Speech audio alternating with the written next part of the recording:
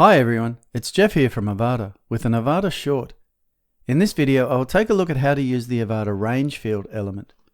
Don't forget to subscribe to our YouTube channel and click the bell icon to be notified of all new content. Okay, let's begin. The Range Field Element is a simple form field element that provides a slider input for selecting a numeric value within a defined range, offering a more interactive alternative to typing numbers. It's relatively straightforward, but has a few interesting options. Let's have a look. I'll just add the element to this form. The first two options are field label and field name. For this example, I'll just call this project budget. I'll also set the required field option to yes. Orientation is next, and this just places the number on the left by default, or you can change it to the right.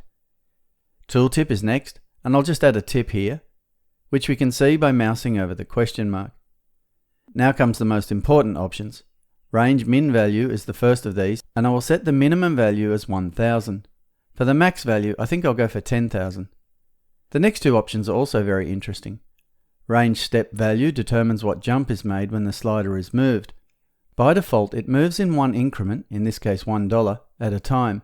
For this form, I think I will set this to 250. The next option is the default value, and here I will choose a mid-range value of 3000. Then comes the tab index. In general, you won't need this in a form as the elements will just get focus in DOM order. But you can use this to add a positive value to create a custom order or a negative value to remove an element from the tabbing sequence.